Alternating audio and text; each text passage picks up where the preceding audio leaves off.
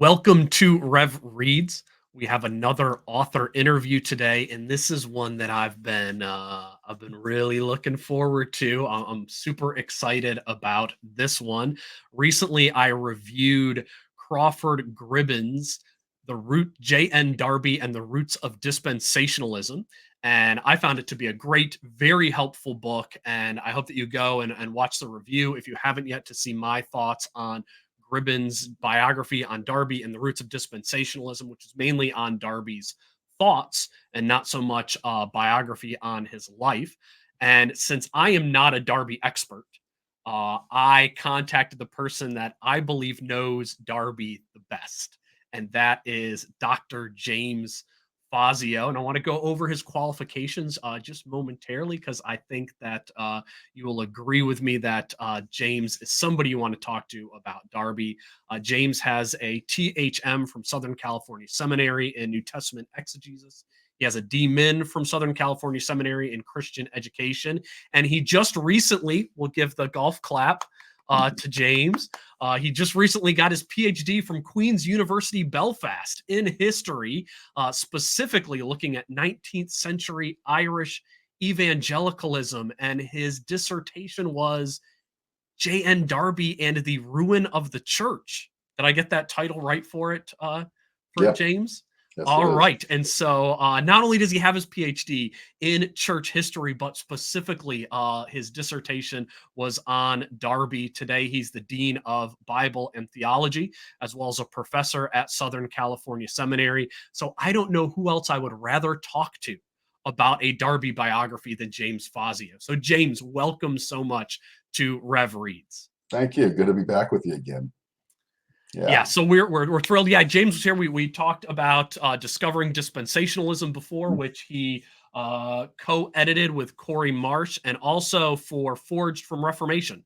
Mhm. We talked about that other book on dispensational history. So we got our in-house expert on Mhm. dispensational history with James Fazio. So I'm thrilled to have him here to talk about Crawford Gribben's book, J.N. Darby and the Roots of Dispensationalism. So let's start off with a question I think should be asked first, as far as for Gribben's book on Darby, and that is, why should anyone want to read Crawford Gribben's writing on Darby? Because I didn't know who Crawford Gribben is. So Mm. why is somebody that we should listen to? Why is he someone we should listen to on the subject of Darby? Well, I'll tell you this. 7 years ago, when I was looking to write a PhD on John Nelson Darby, I looked to Crawford Gribben and to study under him. He had been previously involved in uh, premillennial research as part of a study group that launched at Trinity College Dublin, where he had been teaching for several years. He had been he'd done a lot of work on Darby, a lot of research on Plymouth Brethren and millennialism and perspectives on premillennialism, specifically dispensational thought. So I was looking to study under him, and by that time he had actually transferred to Queen's University, Belfast. And so that was the reason that I went to Queen's University, Belfast. It was to study under Crawford Gribben. So he is one of the leading experts on Darby, researching, writing today. Who, if somebody wants a university degree, he's one of the few ones taking on those kind of projects. And it was a wonderful experience for me to do so. In fact, he and I read through Darby, and we were discussing many times, probably on more of a bi-weekly pattern, but over the last 5 years. And we've had a lot of conversation about Darby. So as I was researching, and my research focuses on the first 2 decades of Darby's, the development of Darby's thought, specifically concerning the ruin of the church, his ecclesiology, though I do deal with a little bit of his soteriology. And well, I mean, it covers the years when he got saved. So his grappling with all the ideas, his ecclesiology, his grappling with the Anglican Church, and then his drift away from that. And so in many ways, I'm looking at the same things that Crawford did, but he really started his approach at 1840, where mine ends, and then looked at kind of from the 40s all the way through to the end of his life. And so his reading was in that area. My reading was in the early years because I was focused on how his ideas developed. Mhm. So I guess when it comes to a book on Darby, when I talk to most people about Darby, I feel like most people are in the same camp that I do, and Mhm. that is our knowledge of J.N. Darby falls basically under the breadth of we know Darby invented the idea of the pre-trib rapture, and that's all that people know about Darby, and it's very surface level. So most people are very much a novice on Darby's life and That's what he taught. So most of the people approaching Gribben's book aren't going to know much about Darby. Do you think that this is a book that would be helpful for somebody who doesn't know Darby, or do you think you should have a certain understanding level to come in? So do you think this is novice friendly? It depends on your interest. It does get into the weeds a bit, and it also is more of a history of the Plymouth Brethren thought, expanding from Darby, deals with because of the 40s. The 40s, the decade of the 40s was a turbulent time for the Plymouth Brethren. It was the time when they were truly coming into their own, and also divided the schism with Benjamin Newton and the exclusives and the open brethren. And I mean, so much happened at that time, and that's really where he's entering into the discussion.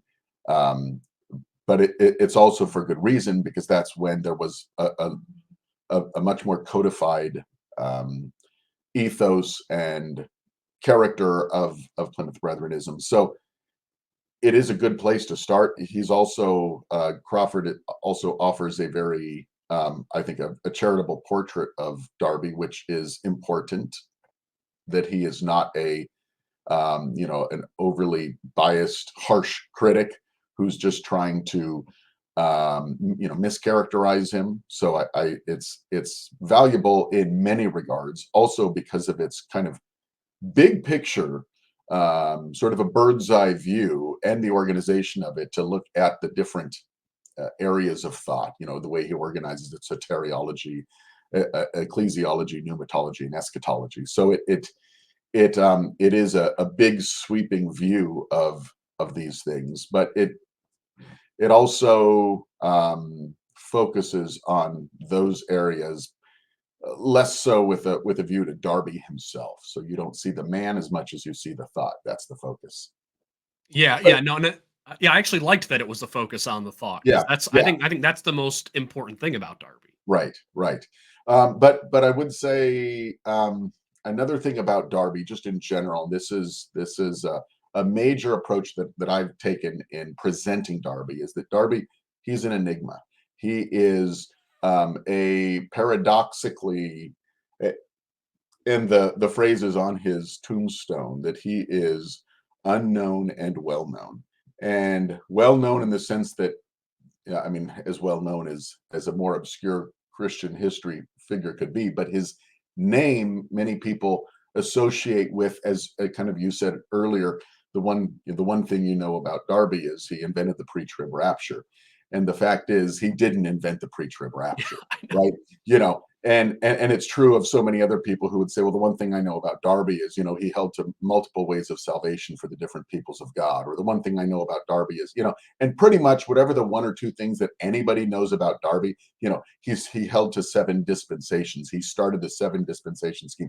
Everything anybody knows about Darby is not true. It's not a accurate characterization of Darby. Darby didn't hold to any of those things, and I set that out in my work. I say, look, all these things that Darby is known for, he didn't subscribe to any of them, and because he remains very much unknown, it's a lot of people are anachronistically looking back on Darby through the lens of more modern dispensationalists, whether it's Schofield, which is usually the extent to which anybody's looking at dispensationalism, Yeah. or or even more recent, perhaps, than that, whether it's you've got Brooks or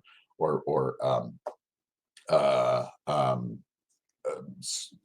Schaefer or Ryrie or Walvard, or all the way up to Dallas Seminary. A lot of people are looking back on Darby through the lens of these people and not really looking at Darby at all. and none of those accurately or even really claim to or try to reflect Darby. It's really not it. Darby is just this shadowy figure in the past that really nobody typically will engage with. Yeah, I mean, I thought coming into it from my perspective as a novice, probably the only thing that really I would have liked to have had more background information going into it was about the split with the brethren that you Mm, mentioned, like the exclusive open brethren. mhm. That was one thing that he just sort of the way he talks about it. You should probably have a some background information on what it is because a lot of times he's talking about like this is, but I'm just going There's a through for looking what Darby said about stuff. there is a good book out there. It's been out for quite a while, about maybe almost 2 decades now, called The Story of Conflict, and its entire focus is that conflict alone. Benjamin Newton and Darby controversy. It's called The Story of Conflict. Paternoster, as I believe, I know they originally published. I think they're still publishing it, unless somebody else has got it. But it's still available, and that's the focus of it. Say so if somebody has read other books on Darby and Hmm. they feel like they are familiar with Darby, Hmm. they've read the synopsis of the Bible maybe and some of his other letters and writings and so forth. What do you think someone who is already familiar with Darby will be able to glean from Gribben? What do you Oh, think might be some unique contributions he brings to the thought of Darby it, for those who are already experienced?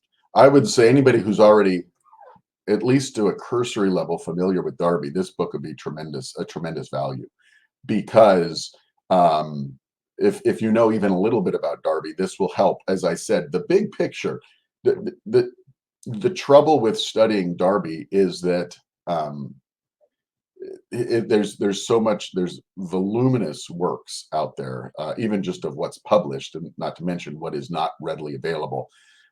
So there's just so much that Darby wrote, and almost never organized in any form or fashion.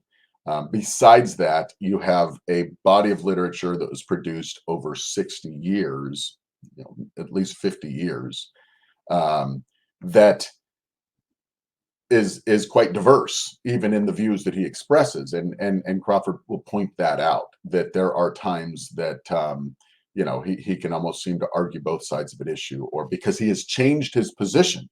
So Yeah. the development of his thought, I mean, especially when you've got writings going back to the 20s and then all the way up to the end of his life in the late 70s, early 80s.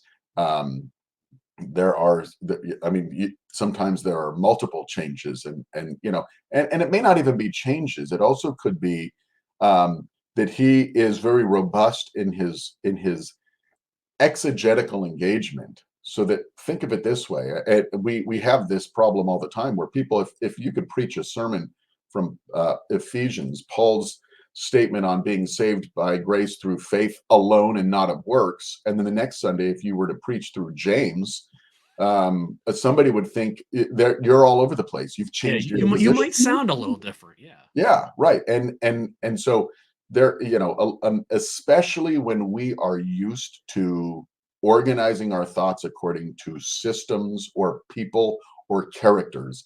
Calvinism, for instance, is one which, Crawford points out that he's Calvinistic. Um, and yet, there are certainly limitations to that. I mean, Darby would not be a self-described Calvinist. And of course we quickly gravitate toward these labels, because that we say, hey, that's going to show you exactly who I am based on this or that. um that the brethren would completely eschew all labels. you know they wouldn't want to be characterized by anyone's thought. And to the extent that these people, other writers of the past, may have influenced him, it would always be tempered by other writers. And I mean, Darby read just prolifically from the patristics, the early church. He actually read more.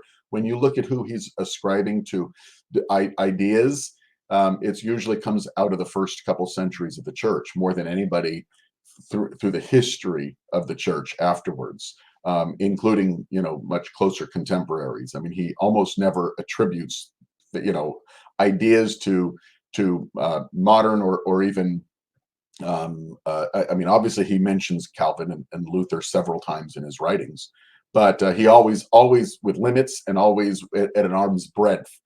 So I mean, that's very important to understand that we are quick to categorize, and he would have done the exact opposite, and that was actually pretty common in his day, especially when Calvinist to be a Calvinist would have been, for some, I mean, it was a, especially those in the Church of England at that time, it was a um, accusation that would kind of label somebody as in discordant from the teaching of the Church of England.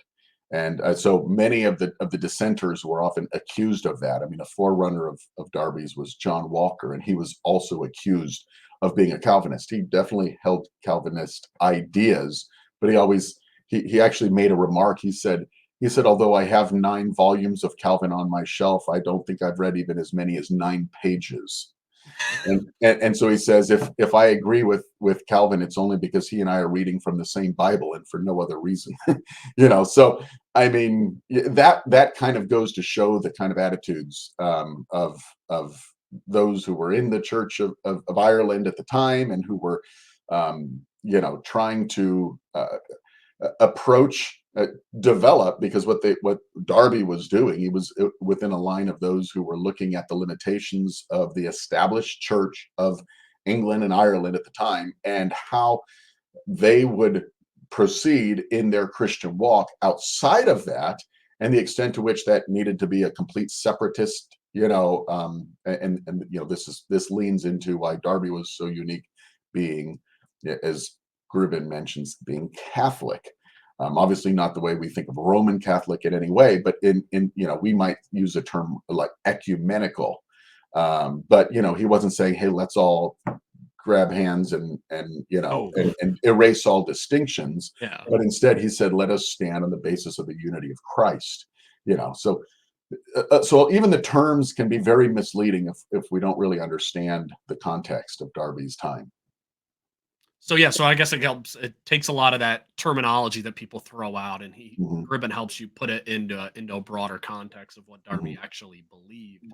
And this might play into your book that's going to come out eventually on Darby. At least I'm going to Hmm. cross my fingers, Lord willing, that you'll get your book out there on Darby. Hmm. But what do you looking through his book? What was there anything specific that you were like, oh, I wish he would have included this? Mm. Anything left out that you would have loved to see in Gribben's book? Well, yes, I one of the big things that a lot of people, when you deal with these, you're talking about methodology. Methodology is the most important. I always like to get behind the ideas and think what was driving these ideas. So when you talk about Darby's um, soteriology, pneumatology, ecclesiology, and eschatology, well, they're all preceded by his methodology, his theological method. And a lot of times what dispensationalists today talk about, or really most Christians, when they realize that we're on different sides of an aisle on just about any issue, we realize that it's a hermeneutical issue. So to really engage what was Darby's hermeneutical approach, what was his methodological, I mean, how did he come to these Yeah. conclusions, would have probably been a really helpful, maybe even a first chapter before jumping into soteriology, would have been what was Darby's methodology. But you know that Will you that cover that in your book? no, no, not No. no, no. My approach is a little different than his. He was doing a systematic approach. He was actually showing Yeah. how systematic, even though Darby rejected systems, this systematization, I will say, developed in the late years. Okay. So my focus of Darby's developing years is actually on the other side of that. When he was just kind of moving through a lot of different ideas in order to arrive at what he arrived at in 1840. Because by 1840, like I said, the 40s is when it had largely coalesced. So my focus was, how did Darby get to that point? What did that journey look like? So I was going to ask this question later on in the interview, but I'm going to ask it now because I'm curious at the moment. Is there a book on Darby's methodology out there? Like, No, do you think no, there's no not. No, one has written it? there's very little written on Darby.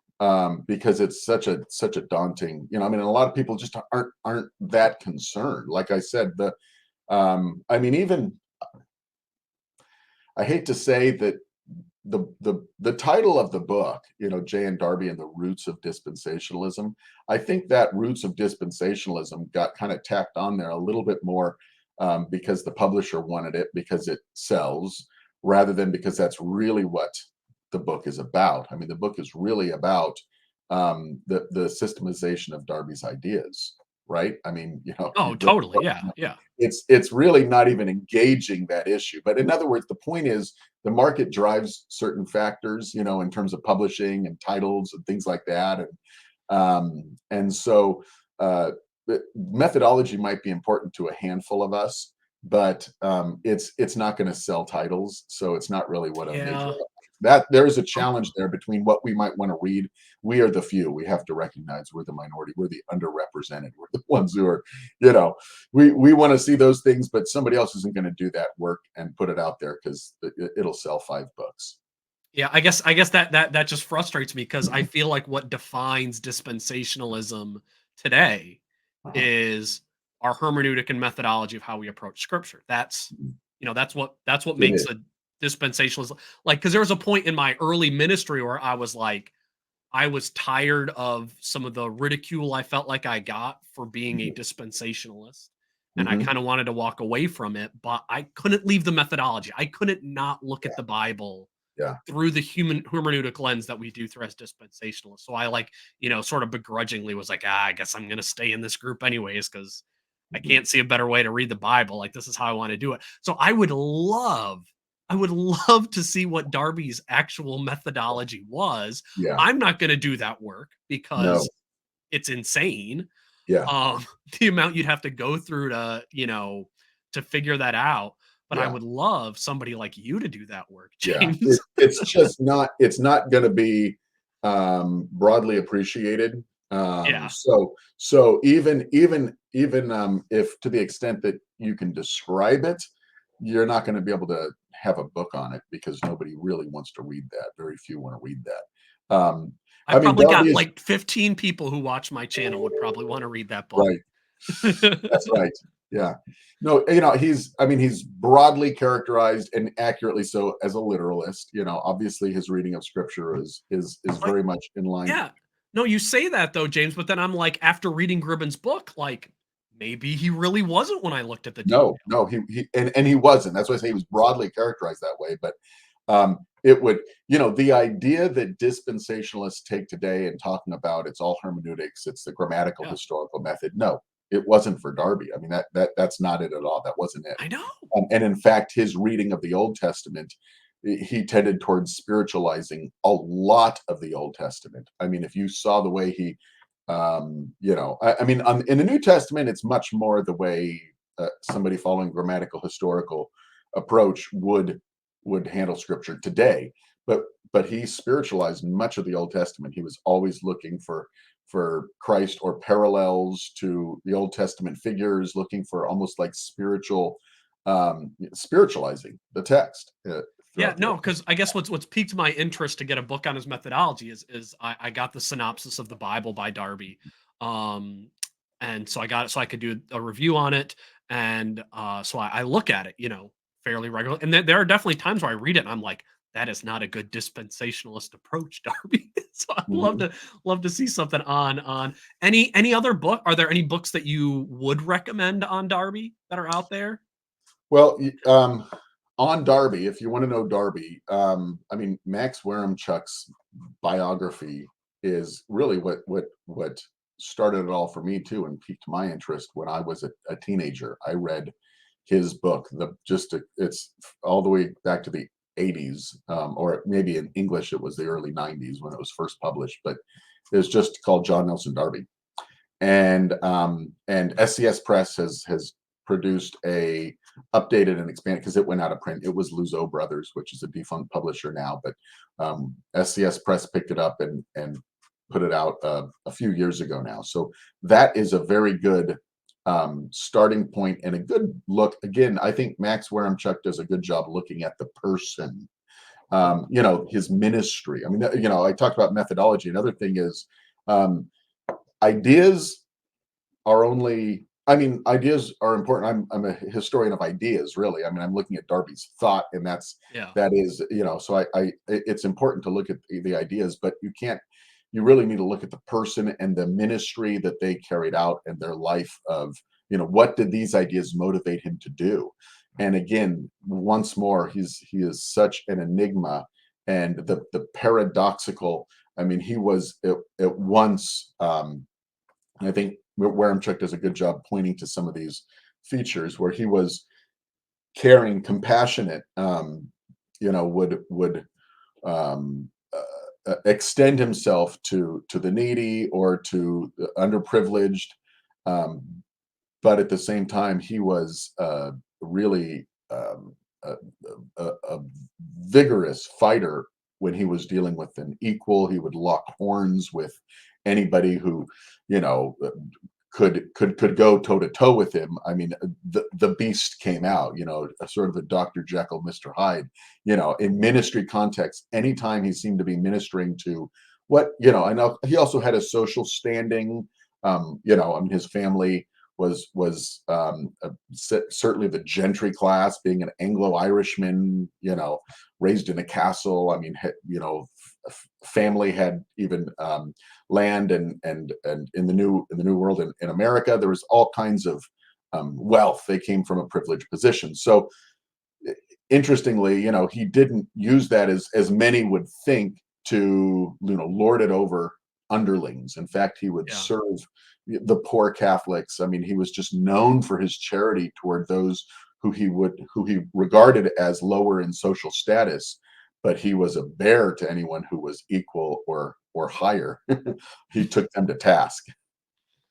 So Weirmchuck shows us about Darby. Anything else to recommend, or is that Well, I would suggest, if you want to know Darby's thought as opposed to just knowing about Darby himself, there's nothing better to read than Roy Hubner. Hubner is the way for anybody who's wanting to understand how Darby thought. I really wouldn't recommend to anybody who's not ready to commit their life to the study of Darby. I wouldn't really even recommend reading Darby. If you want to know Darby's thought, read Hubner, Roy Hubner, and that's actually the best place to start. It's available online, PDF. You can get a lot of his works, and it's also available in print. Um, I'll look up the link to that for anybody who's there watching you and go. put it in the Yeah, description below, so yeah. you can find that. So we got Hubner, we got Wormcheck, and then we got Gribben. Do you have any issues with Gribben's overall portrayal of Darby? Did you take any issue with any big picture things he might have brought out about him? No, like I said, there's it's just, if you don't understand. Um, so like he really, you pointed this out in your review, that he did this kind of a few times. Gribben mentioned that he was Catholic, he was Calvinist, Catholic, um, charismatic, and catastrophic. And I think that he was kind of doing that in along with the Calvinist in terms of soteriology, Catholic in terms of ecclesiology, charismatic in terms of pneumatology, and catastrophic in terms of ecclesiology. So my point is that those are maybe helpful labels, but sometimes the labels can get in the way, because I don't think that they don't say enough. And he also doesn't leave it there. He leaves those as he presents those as headings, but if you don't scratch under the surface, you won't see that Darby, as I think I said earlier, Darby did not, um, he wouldn't have characterized himself as a Calvinist. He wouldn't have used that label. He would refer to himself as a biblicist, and he even in his writings points to areas where he would differ with Calvin, or even what much of what is Calvinism would differ with Calvin, his reading of Calvin. So, I think I've got a quote here I pulled up. I think I told you on the presence and action of the Holy Ghost. He said, let me see that I'll read. Those who led by the Holy Ghost have searched the word, have, while following the word and the principles and truths that Calvin himself found there, found themselves outside his system in several particulars. They followed the word and not the system. I mean, in other words, he's not trying to follow a Calvinistic system. He's trying to follow the word, and that lends itself toward what I'd said earlier about a predecessor of Darby's, John Walker, another somebody in a very similar situation in Ireland, in Trinity, at the time when Darby was a student there, and he made this statement of, I don't read Calvin, but I'm frequently accused of holding to his ideas, but that just recognize that we're taking an exegetical approach to Scripture. That's what we're doing now. Calvinists have since systematized, just as dispensationalists have systematized dispensationalism, and then we look back on it and say this system of dispensationalism is not what Darby taught, and I think much of the system of Calvinism is not what John Calvin taught. So I guess you would probably say the overall issue with Gribben would not be actually what he wrote in the details, but it would be maybe somebody taking those headings and being like, "Oh, I already know what those headings mean, so I Yeah, know how to define Darby," and right. not looking at the details. Right. Yeah. Yeah. And even the presentation, I mean, is very spot on in everything he says, but he's also pushing back. So bear in mind, right? I'd mentioned earlier, mischaracterizations of Darby are that, a common one, soteriologically, one of the biggest mischaracterizations is that he was heretical in his soteriology. That Darby's soteriology, that he believes in different ways of salvation for the different peoples of Yeah. God. That Darby bifurcated the peoples of God and said, this people get saved in this way, a different people get saved in this way. He didn't draw out any, and there was, I think, perhaps a missed opportunity, because I would have tackled that head on. And of course, I think he knows that I do tackle that head on. So he might have saved that for me to make that clear. But there are numerous places where Darby refutes that statement. He makes it abundantly clear he does not hold to that position. I think now that you say that, I think one, I don't know if long term it would not matter, or maybe it's just in the moment, but it does not seem like Gribben explicitly was interested in saying, here's mischaracterizations, He I'm going wasn't. to correct them. He was more just presenting Darby and then He was. allowing that naturally to take care of That's right. That's right. And and so I take a very different approach in my presentation of it. I like to say, because again, my angle is Darby is unknown and well known. And so the point is, these are all the things that people think they know about Darby, and they're wrong on all of them. And so I think his purpose of simply saying Darby was Calvinist was to say, who today can say, Darby's critics today would say Darby holds to unorthodox, or even heterodox, or Yeah. or heretical soteriology. That's the accusation of critics, of Darby's critics. Yeah. And without even taking that challenge at all, Gribben has simply showed how Darby is within the stream of Calvinist thought. Now Yeah. that's kind of the way I would put it. Yeah. He's within the stream of Calvinist thought. Now, I know today there are 5-point Calvinists that would call 4-point Calvinists non-Calvinistic, and so on and so forth, right? So Yeah. you realize that the system takes a life of its own, but in fact, it's absolutely orthodox soteriology, and Yeah.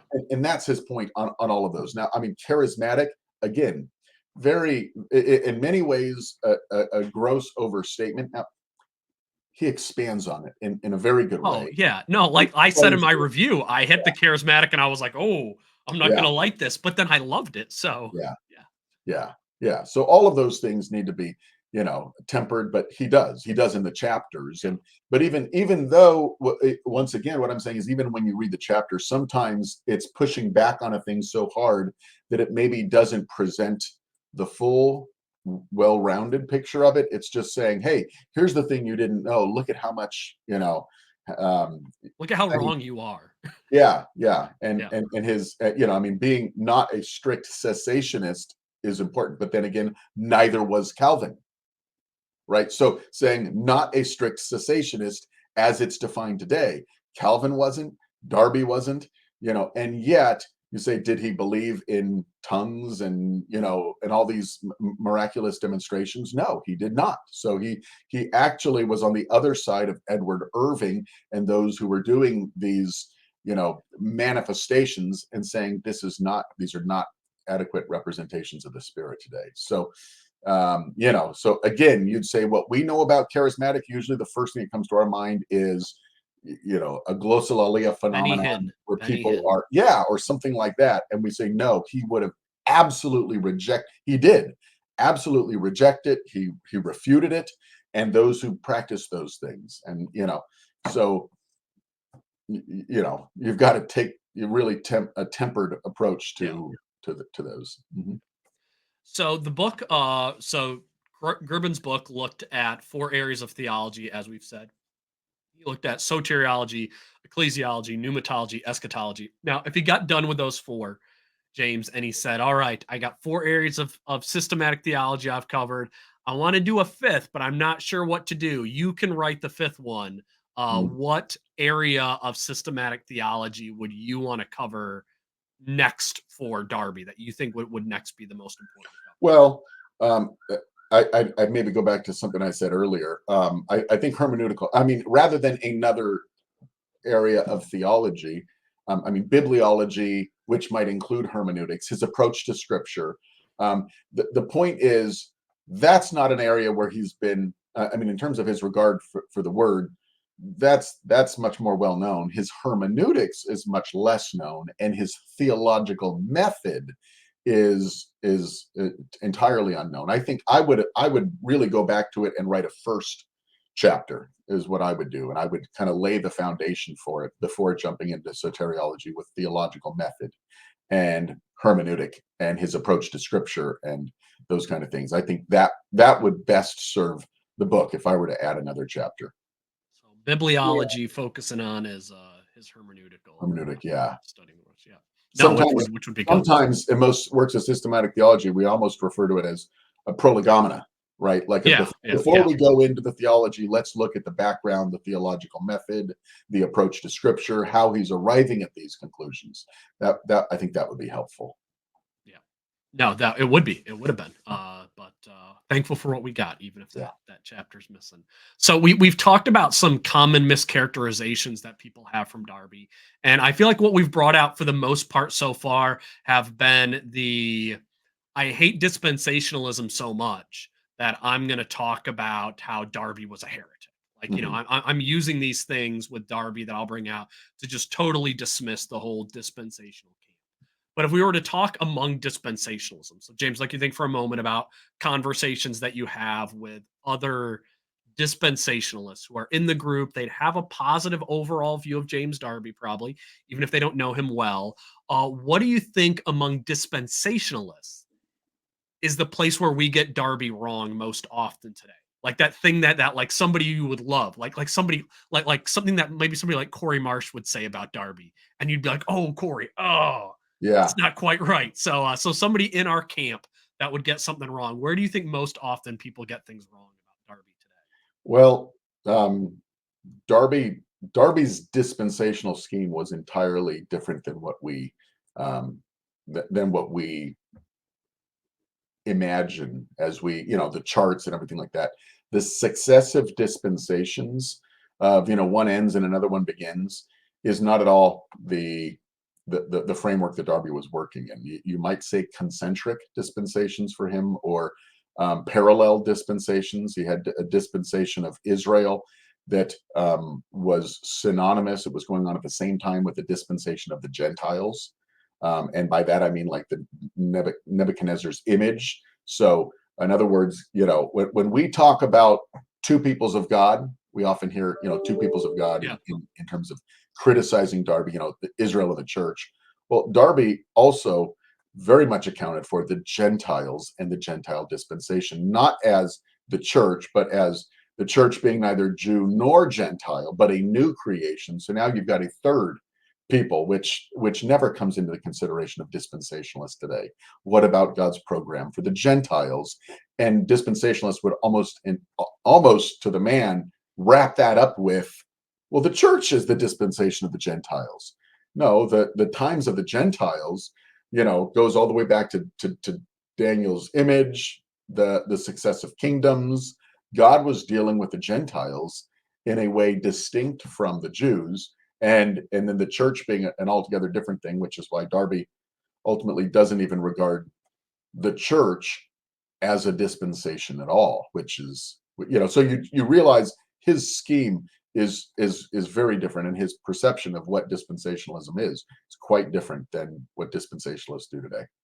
So this is something that caught me by surprise in the book when Gribben said that the church wouldn't be a dispensation. Yeah. What would Darby say it is instead of being a dispensation? Well, it comes down to what his definition of a dispensation is. Again, we look at epochs, right? Again, we're and then dispensationalists had to, in the generation after him in the early 1900s, dispensationalists found themselves really having to argue against dispensations being ages, and said, "Oh, wait, let me clarify. Dispensations take place during time, but they're not defined by time." And yet, the reason they had to push back so hard on that is because they had effectively created a history of time that you could just lay out there that is entirely successive. One dispensation Oh yeah, starts that's at the what beginning of yeah. time, it continues until the next one starts, which continues to the next one starts, and it goes right up until the end of time. So in effect, dispensationalists are arguing, no, it's not time. But really, the way that scheme works, it is time.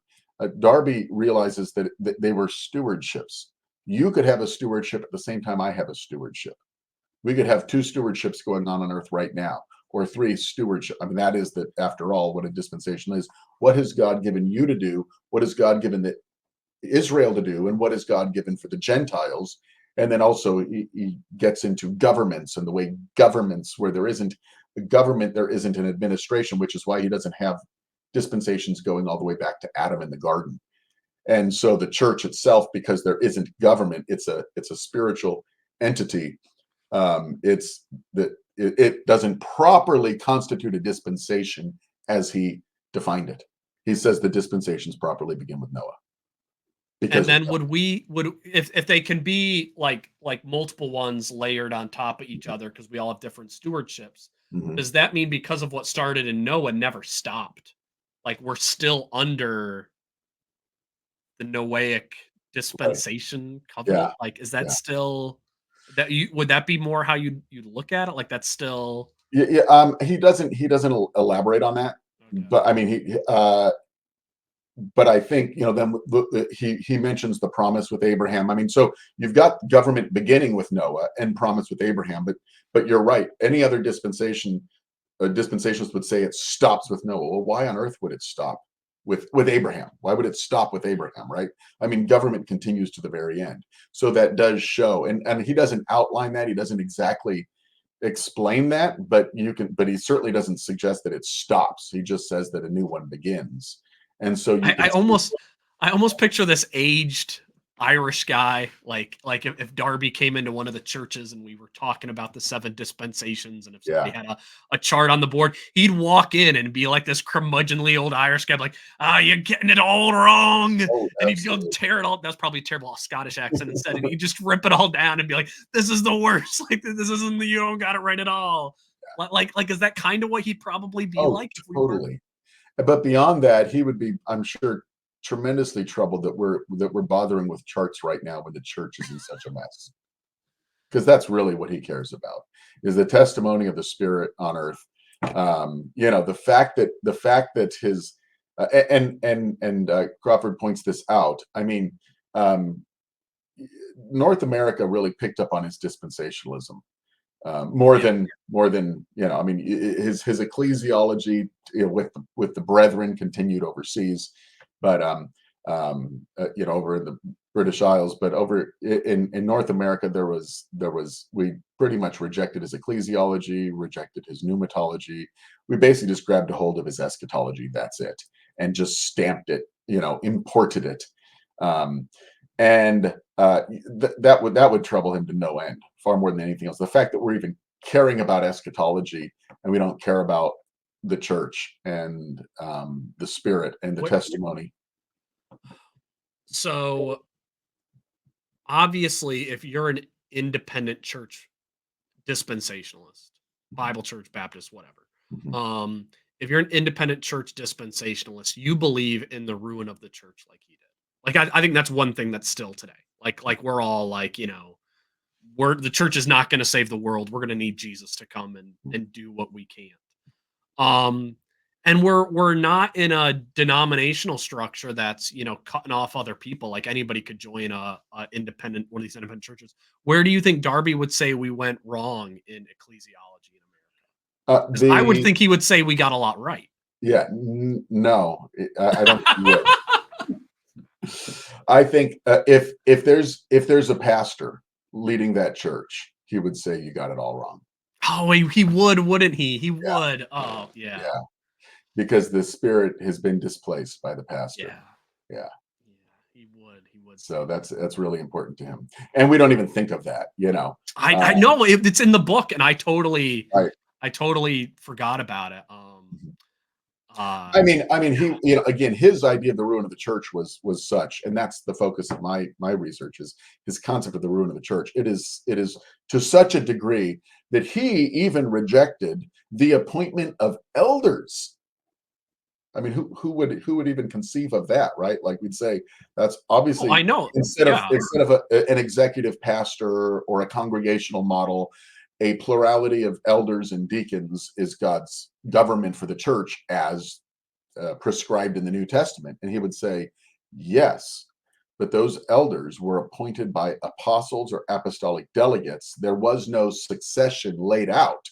So who should be appointing elders? And he says, because there's no one around to appoint the elders. In other words, elders don't appoint other elders, or churches don't just create, and start appointing elders, or as happens in most places, somebody, with an enterprising young man says, I will be an elder, and then starts their own church. I mean, he would say that is called a sect.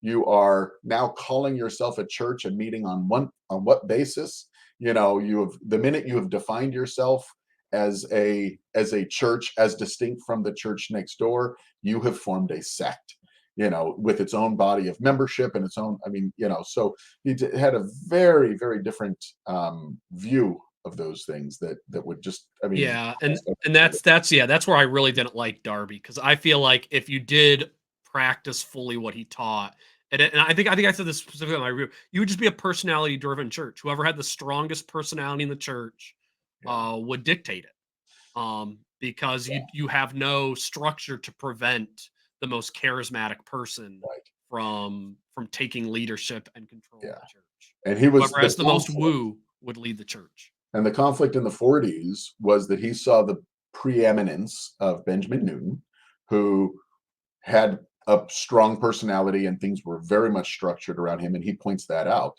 Um, you know, by the 70s, I mean, he was that figure. He was the figure that everybody rallied behind. And now he had sub, I mean, obviously Benjamin Newton had long since been Newton actually ended up becoming a Baptist later. But Darby supplanted Newton in terms of that role, and even in fact exceeded Newton in his Oh yeah, preeminence yeah, yeah. among the brethren.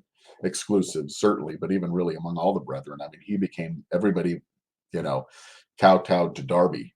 He was the preeminent one, and so I mean, if Newton was wrong for it, how wrong was Darby? And yeah, so it's I'm not I like some things of his ecclesiology. Like I like the ruin of the church because I think we need Christ to come back and help us, but not as far as he took it. But I guess Darby and I probably would have been somebody that Darby would have been like really he would have gladly Right, butt heads with me. He right, wouldn't I wouldn't have gotten the gentle easy pass. right. He'd be like you book reviewer, I'll get you. So let's then go to book reviewer. So I put my review out there about the book, and I gave my thoughts about Darby and what I liked and what I learned and all that. And I really, as soon as I got done writing my review, my first thought was, I want to know what James thinks about what I said. So now I get to ask publicly, where did I go? What did I get best about Darby in my review, and what did I get worst about Mhm. Darby or about Gribben's work? What do you think I had the best, and what do you think I had the worst? Well, I think in my opinion, just watching it, it's difficult, I'm sure, especially if you're not too familiar with Darby, to assess Darby without measuring him against yourself as a standard. Oh, of Meaning, course, that's what I'm doing. Yeah, yeah, that's what Christians do. Basically, yeah. what did he get right? What did he get wrong? And the According to me, measure is, yeah, and we all do that, right? So, yeah, so again, realizing he was a man of his time, and his time was very different than ours, and he actually was in a very different country, so he didn't really even understand the church in North America, because he came from um, the Church of England, the Church of Ireland. You were born in the church, so when he was pushing back on clergy and clericalism, he was pushing back on a very different system than what we have. Where everybody in the country is born into the church, yeah, baptized into the church. The idea of separation between church and state, he argued for. I mean, that was one of the biggest things he was championing: separation of church and state. Well, we had that in America. You're right. America was founded on that. So he was pushing back on some. So there's just so much different that it's always difficult when you're looking at a historical figure, eh, to assess them on our conventions and our values and things like that. Um, yeah. so he was a man of his time, and he was fighting back against things in his time. And I think to this day, the church would be in a much better place if we paid a lot more attention to Darby. And I do not mean by that, and I would not call myself a Darbyite. I've never been associated with the Plymouth Brethren in any way, but I believe that his voice, uh, we need to pay a lot more attention to it. He has a lot more to benefit the church than the church has gained from his wealth of exercise in the written word. I mean, and it becomes really easy to dismiss someone because of their errors. But if everyone's dismissed based on their errors, then we're all dismissed. Who should we be listening to? You know. So I think everyone would do well. The church would do well to pay a lot closer attention to Darby's research and writing and his ideas. That was that. Okay, that was a nice, peaceful, Switzerland type answer. So I guess I didn't pay attention to his time well enough. But was there anything that like you would specifically say like I got wrong, that like you would think Well, I mean, that I might have just gotten like factually wrong, like Darby didn't oh, believe that, or I said that he did. Yeah, no, except that again, I mean, I think your pushback on his Calvinism, your pushback on his, you know, it's understandable that. I mean, I think I don't know exactly where you're at theologically, but my guess is that if you believe in divine election, individual personal divine election, and some don't. I mean, free grace. Some believe yeah, in yeah, yeah. corporate election. If you believe in eternal security, I Well, mean, Darby was huge on eternal security, so right, he could right. have been. Yeah, Yeah, yeah. So I mean, the point is, it's very possible that by the critics, you also could be called a Calvinist. You see what I'm saying? I mean, no, to no. the degree that, yeah. I So, do think that one point that I've learned reading some of the older people mhm, is that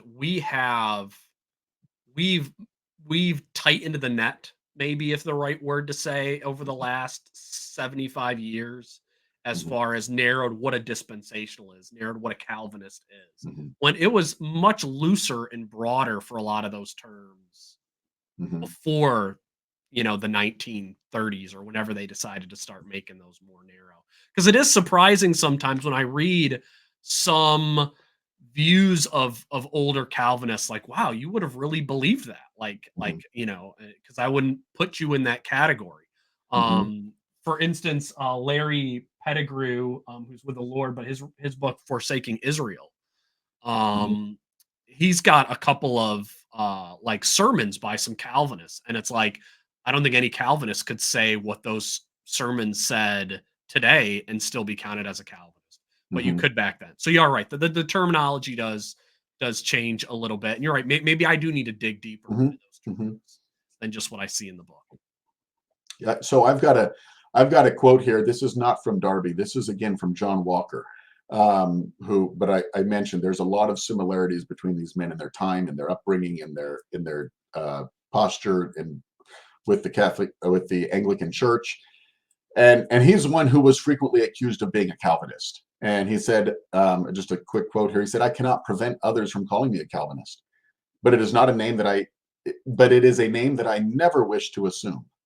And this, not from any cowardly desire to conceal my views of divine truth, for I would rejoice to proclaim them to the world, but because I see that the scriptures positively testify against the practice of Christians distinguishing themselves by the names of human leaders. If I were to choose any man by whose name I would distinguish myself, I would be apt to select Paul and call myself a Paulite. But against this, Paul himself would protest. And shall I call myself a disciple of Calvin? And then he says, but we call you a Calvinist because your views of scripture are the same with Calvin's. And he says, I do not know that. In some points, I believe they are. In some points, I believe they're not. At any rate, it is not from Calvin's works. I've learned them. So, it's just, I think that is very typical. And I think that would speak to Darby very much in the same way that Yeah. people in that day were putting that label on him. And of course, in this day, people don't put that label on him, but it's saying, hey, within his time, he suffered and was accused as a Calvinist at a time when it was not a pat on the back.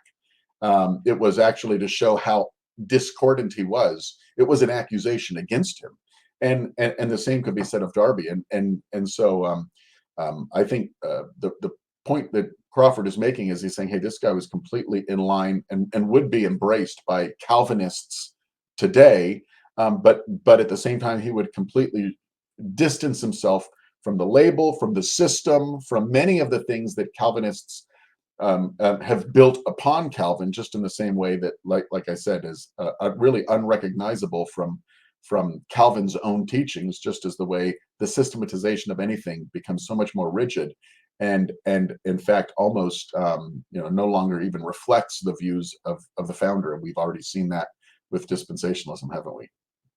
Yeah. Do you think there are any Darbyites today? Do you think Um, there's any churches who follow yes, they're they're they're the they're main they're very very sanctuary few, and positions? they're a dying breed, and they're in overseas in I mean, but they're the exclusive brethren, and they are, um, So I, there's still some exclusive there brethren are churches there and are still overseas. some. There are still some, but they're, like I said, they're not reproducing. They're not going to be around for very long. Would you say that the Brethren Church in America aren't Darbyites anymore? Well, I mean, Darby has a lot of the open brethren have a tremendous respect for Darby and read Darby, and I think that the open brethren actually do a much better job continuing in the tradition of Darby's locus of thought and his heart and his, I mean, again, I think the whole exclusive movement got away from him. I mean, and Gribben did a good job pointing that out. Even that to end up being on the, he lost almost every one of his friends, and he lost control, and yet he was the very figure that was at the head of it all, and yet based on his rigid separation from different sects within the Brethren movement, it kind of took on a life of its own, and he ended up very very discordant, even with the direction that the Brethren went, the exclusive Brethren. It's just it is so fascinating his heritage Yeah. that he's talked about, he's demeaned, he's hated, um like I mean the vitriol toward Darby and toward dispensationalists at times is just nuts. Mhm. And like they'll even be like, well, it's just being honest about him. But if you look at the people who actually follow his writings, like it's so few, but then at the same time he's had this massive impact. So it is just kind of mind-boggling Mhm. how his place in church history. Very, very unique. Yeah, yeah, Because like that's we still have the Lutherans, we still have Calvinists, obviously. You'd think we'd have Darbyites more that really followed his teaching, but not so much. I don't even feel like dispensationalists could take no, that title because we've changed it so much. no, So it's yeah, just not at very all. The fascinating. dispensationalists are not the the line of Darby at all, really. And there isn't, but he also wanted it that way. I mean, there's a Yeah, reason why. yeah, He didn't even use his name in print. There's a reason why they use the JND um, moniker. Just the initials. And many times when referring to other people or other people referred to him, they would just say, Mister D line, so that it doesn't even say Darby, and it doesn't even, they wouldn't even identify one another in print. They wanted Christ to increase, and that meant they had to decrease. And as which again is the tremendous paradox of Darby becoming this larger than life figure in his teachings, becoming so um, prominent within the Brethren movement and overseas everywhere. But at the same time, he didn't want his name on things. He didn't want anything ascribed to him. yeah. You know, so it's paradoxical for sure. Yeah, and in an odd way, he lived out John the Baptist. He must increase, so Hmm. I must decrease. Hmm.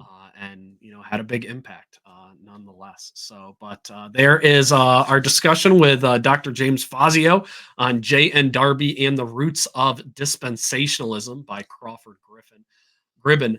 I've already had some people comment on my first review and said that they've purchased the book as a result of the review. I hope that this interview will encourage more people to go out and purchase it and know that I think the biggest thing for me in this, James, which I'm happy we've been able to have this discussion, is I feel like I can have a little bit more confidence in not having a mischaracterized view of Darby because I do feel like there is far more lies about him circling around the church than there are, Hmm. factual information, and not even necessarily lies, but just we think something is from Darby when it's not. Hmm. Like it's really from Schofield or Schaefer or Brooks or one of Hmm. those guys or Ryrie, but it's not from Darby. And so to get back and to see what Darby actually believes, it's a fascinating journey. Hmm. Hmm. Well, I appreciate the time, and I'll be looking forward to your book. So get me a front row seat when that comes out, and we'll have you back here on Rev Reads. But thank you so much for your time, James. I appreciate it. Thank you. Yeah, good to be here with you again. All right. And if you're new to Rev Reads, subscribe to the channel so that you can stay up to date with the current review. There's another Worm Check book on Darby that's coming out, right? In the Yes. next couple of months. Yeah. No, next month. Yeah, in Next. May. Yes. Yeah, we've got his. It's called Becoming JND, and it's the early life of Darby from birth 1800. It really gets into the weeds of the background of Darby, from 1800 to I think it's 1829. Yeah, so I've already talked to Corey Marsh to get like one of the first copies of that when that's able to get reviewed. So we will have Becoming J and D covered here on Rev Reads. So if you're new to the channel, subscribe so that you can stay up to date with what we're going to be coming out with in the future. If you want to help and support what we're doing here, you can go to buymeacoffee.com/Rev Reads and become a member of the channel with a small monthly donation. It goes a long way to help cover the costs of having a YouTube channel. But again, the book that we are discussing is Crawford Gribben's J.N. Darby and the Roots of Dispensationalism. We got Darby expert James Fazio here. So congratulations again on that PhD from Queen's University Belfast. And I hope that you'll be with us again soon.